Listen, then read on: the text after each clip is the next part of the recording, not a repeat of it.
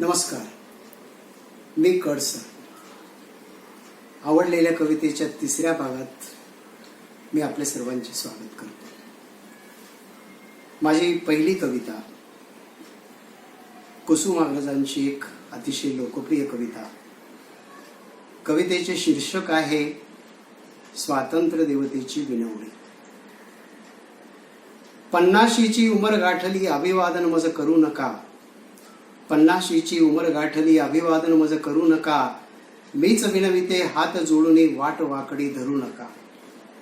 सूर्यकुळाचा दिव्य वारसा प्रिय पुत्रांनो तुम्हा मिळे. सूर्यकुळाचा दिव्य वारसा प्रिय पुत्रांनो तुम्हा मिळे. काळोखाचे करून पूजन घुबडाचे व्रत धरू नका. प्रकाश पेरा आपुल्या भोवती दिव्य दिव्याने पेटत असे. प्रकाश पेरा आपुल्या भोवती दिव्या दिव्याने पेटत असे. इथे भ्रष्टता तिथे नष्टता शंखच पोकळ फुकू नका. वेतन खाऊन काम टाळणे हा देशाचा द्रोह असे. वेतन खाऊन काम टाळणे हा देशाचा द्रोह असे. करतील दुसरे बघतील तिसरे असे सांगून सुटू नका. जनसेवेस्तव असे कचेरी ती डाकूंची गुहा नव्हे. जनसेवेस्तव असे कचेरी ती डाकूंची गुहा नव्हे. मेजा खालुनी मेजा वरतुनी द्रव्य कुणाचे लुटू नका. बोथट पुतळे पथापथावर ही थोरांची विटंबना. बोथट पुतळे पथापथावर ही थोरांची विटंबना. कणभर त्यांचा मार्ग अनुसरा वांस गोडवे गाऊ नका. समान मानव मानसीला तिची अस्मिता खोडू नका. समान मानव मानसीला तिची अस्मिता खोडू नका. देवी म्हणून भजू नका की दासी म्हणून छळू नका. तरुणाईचे बळदेशाचे जपा वाढवा परोपरी. तरुणाईचे बळदेशाचे जपा वाढवा परोपरी. करमणुकीच्या गटारंगात त्यात स्वतःला छळू नका. गोरगरिबात छळू नका पिंडाफुकाचे गिळू नका. गोरगरिबात छळू नका पिंडाफुकाचे गिळू नका. गुणीजनांवर जळू नका. लाख लाख जण जगले मेले माझ्यासाठी हे विसरू नका. मीच विनविते हात जोडून वाट वाकडी करू नका. वाट वाकडी करू नका. यानंतर माझी दुसरी कविता आशुतोष जावडेकरांची ही कविता आहे. आणि या कवितेमध्ये आपण एक पाहतो की लव्ह मॅरेज अरेंज मॅरेज होत असतात. त्यातलंच एक लव्ह मॅरेज मधली घडलेली घटना आणि त्यानंतरचं लव्ह मॅरेज या ठिकाणी कवीने अतिशय मजेशीर पद्धतीने मांडलेली आहे. कवितेचं शीर्षक आहे जिन्यापाशी. ऐका. जिन्यापाशी तो तिला सरळ मागणी घालतो. जिन्यापाशी तो तिला सरळ मागणी घालतो. लग्न करशील माझ्याशी असं सरळ विचारतो. लग्न करशील माझ्याशी असं सरळ विचारतो. जिन्यापाशी तो तिला मागणी घालतो. लग्न करशील माझ्याशी असं सरळ विचारतो. पायऱ्या चढू लागते ती लाजून आनंदी होऊन आश्चर्याने ओथंबून कोलमडून पुन्हा सावरून पायऱ्या चढू लागते. तशा कित्येक पायऱ्या तिने पार केलेल्याच आहेत. मोक्षा पायरीवरच गप्पाही मारलेल्या आहेत. आत्ताची ही पायरी मात्र जितकी अवघड तितकी सोपी सरळ ऊन झेलते आहे. नाही गॉगल छत्री टोपी. जवळच्यांचे जवळपण काचू लागे जेव्हा जेव्हा. जवळच्यांचे जवळपण काचू लागे जेव्हा जेव्हा. परका पक्षी शीळ घाली पारापाशी जेव्हा जेव्हा. तेव्हा तेव्हा मनामधला मोगरा असा डवरू लागतो.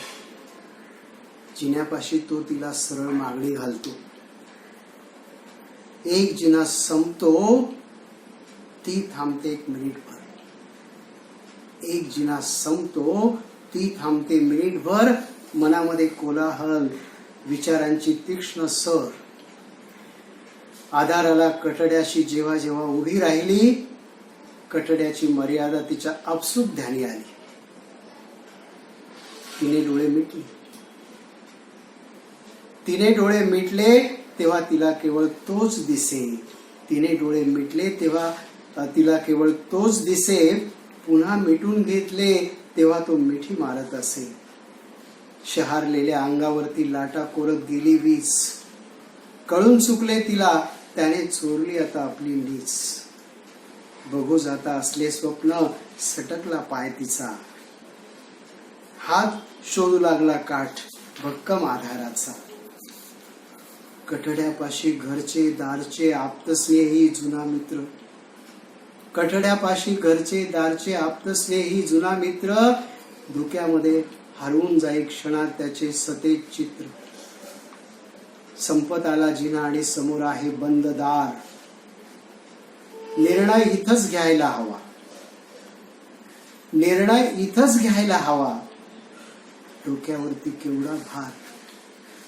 रीतिरिवाज प्रथा प्रमाद घोंगावत आहे माशासारखे. त्याचे डोळे मात्र खूप आधी भेटल्यासारखे. क्षणासाठी थांबली ती. क्षणासाठी थांबली ती. तिचा निश्चय पक्का झाला. वाऱ्यासंगे जेव्हा त्याचा डंख मधुर गंध आला. जवळच्यांचे जवळपण काचू लागले जेव्हा जेव्हा. परका पक्षी शिळ घाली दारापाशी जेव्हा जेव्हा. तेव्हा तेव्हा मनामधला मोगरा असा डवरू लागतो. जिन्यापाशी सरळ तो तिला मागणी घालतो. जिन्यापाशी सरळ तो तिला मागणी घालतो. यानंतरची पुढची कविता लोकप्रिय कवी मंगेश पाडगावकरांची म्हातारपणावरचं तरुण गाणं हे या कवितेचं शीर्षक आहे.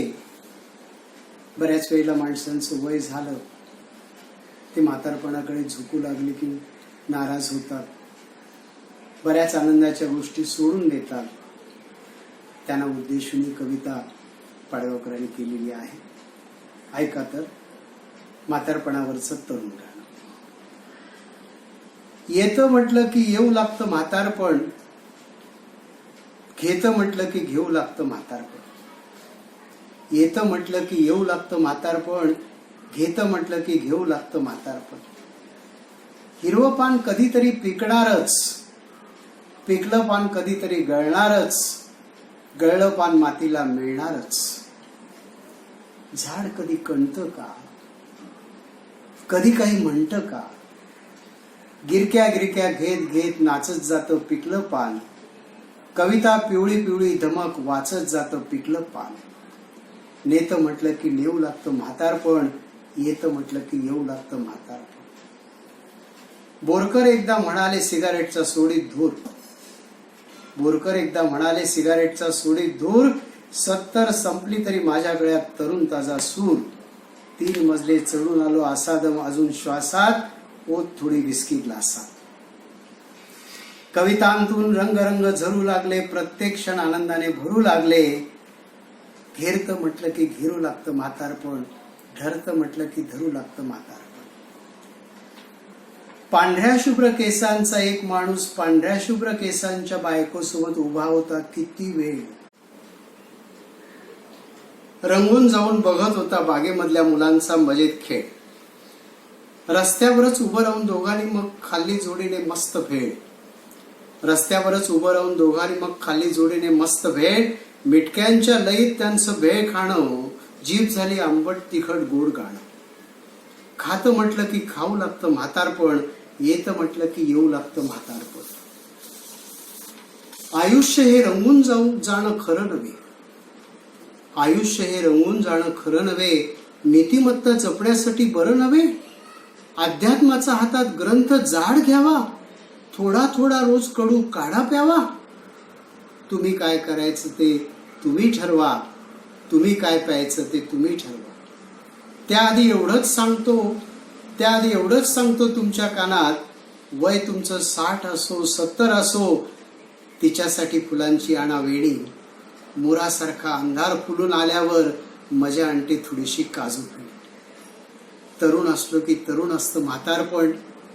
तरुण असलो की तरुण असतं म्हातारपण. रडत बसलो की करुण असतं म्हातारपण. येतं म्हटलं की येऊ लागतं म्हातारपण. घेतं म्हटलं की घेऊ लागतं म्हातारपण. यानंतरची पुढची कविता सुद्धा मंगेश पाडगावकरांचीच आहे.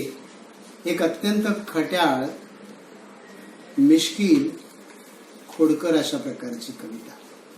बऱ्याच वेळेला काही माणसं सतत इतरांना दोष देत असतात, विशेषतः प्रेम करणाऱ्या मंडळींच्या संदर्भामध्ये. त्याच्यावर कवीने खूप छानपैकी खटाळपणे ही कविता लिहिलेली आहे. ऐका तर. तुमचं काय गेलं. कवी आहेत मंगेश पाडगावकर.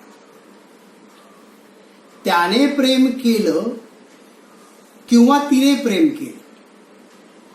त्याने प्रेम केलं किंवा तिने प्रेम केलं, करू दे की, मला सांगा तुमचं काय गेलं. तो तिला एकांतात बागेमध्ये भेटला, नको तितक्या जवळ जाऊन अंगाशी खेटला, लाल लाल गुलाबाचे फूल होऊन पेटला. अहो भेटला तर भेटू दे की, आणि पेटला तर पेटू दे की, तुमचं डोकं कशासाठी इतकं गरम झालं. त्याने प्रेम केलं किंवा तिने प्रेम केलं, करू दे की, मला सांगा तुमचं काय गेलं. एकदा ती त्याच्यासाठी वेडीपिशी झाली. एकदा ती त्याच्यासाठी वेडीपिशी झाली आणि पाऊस होता तरी भिजत त्याच्या घरी गेली. घरात तेव्हा कोणीच नव्हतं म्हणून त्यांचं फावलं. त्याने तिला जवळ घेऊन चक्क दार लावलं. अहो लावलं तर लावू दे की, आणि फावलं तर फावू दे की, तुमच्या माझ्या पूर्वजांनी वेगळं काय केलं. त्याने प्रेम केलं किंवा तिने प्रेम केलं, करू दे की, मला सांगा तुमचं काय गेलं. घरात जागा नसते हल्ली, त्यांचं चालणारच टॅक्सीत प्रकरण. घरात जागा नसते हल्ली, त्यांचं चालणारच टॅक्सीत प्रकरण. ते थोडेच बसणार आहेत घोकत पाणिनीचं व्याकरण. गुलाबी थंडीचे परिणाम हे होणारच. कोणीतरी कोणाला जवळ ओढून घेणारच. अहो घेतलं तर घेऊ दे की, व्हायचं ते होऊ दे की.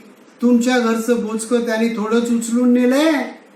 तुमच्या घरचं बोचकं त्यांनी थोडंच उचलून नेलंय.